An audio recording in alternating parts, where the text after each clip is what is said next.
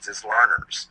As Tracy talked about today, if we didn't have a huge audience, that's okay. We can go and share experiences by walking around the island and also add value experiences to how we might use this for the state level grant. So we began to play was the bottom line.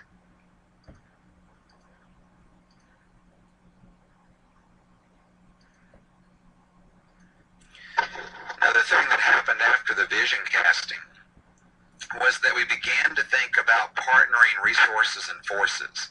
We had seen the book hinge on USDLC. We thought that was great for student book studies. But some of the things that would come out of those early forays into Second Life were things like the Instapoll, which I'm going to ask Adam and Jennifer to kind of go stand by and be my Vanna and Van White if they would. We were using data feedback and sort of ways to click on bar graphs. We also were doing things like having links posted in the chat that would make sense in terms of giving feedback to questions. We had polls that they would walk around on the island and participate with. And as you can see where Adam is standing up front, in addition to the Instapoll, we also began to develop things like cards and responses to intruders and a host of sponsorship placards like we have at the front. So the trick was, what were we doing at real conferences or real events that we could duplicate easy in Second Life that was a promising practice, and what were our departures that made this environment very unique? We also began to partner with Disrupting Class co-author Michael Horn, and we developed the first series of virtual honorariums where you didn't have to pay for Michael's plane, you didn't have to pay for his expertise to come to you in person.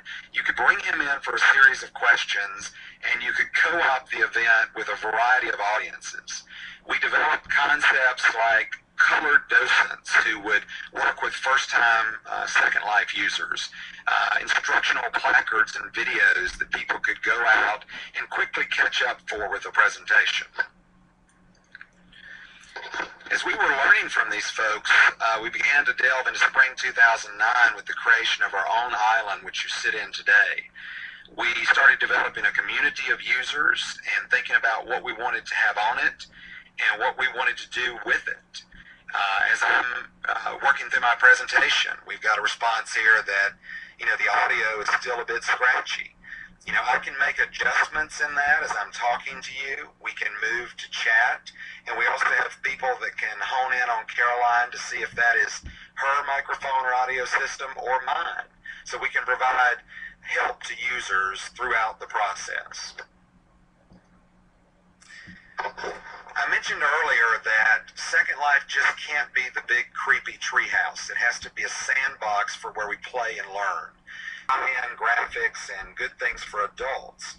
But what we have to continue to remember is, what do things look like for the elementary learner as we go forward? The placard you're seeing now is enterzon.com. We'll enter that URL for you. It's a beta test environment for Mandarin Chinese. And students react in that world a lot like they would on Webkins or they would on Club Penguin. So as we think about designing these tools for e-learning for educators, how do we make sure that we have instance behavior, like the ability to go into Second Life and just participate with Quack like a lesson or event? And how do we have full-blown worlds that might make sense? So as funding for e-learning for educators continues, this is a part of our design process, right?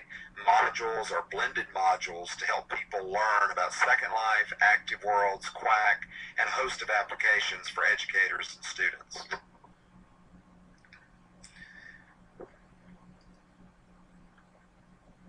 I mentioned Active Worlds before, and that was on the previous slide, but the slide I'm showing you now, because I'm limited on time, is an emergency room slide, whereby instead of constructing the new $60 million high school, what we want to move forward to in summer 2010, and also with the race to the top dollars, is to look at how we bring blended experiences for learners in these virtual worlds.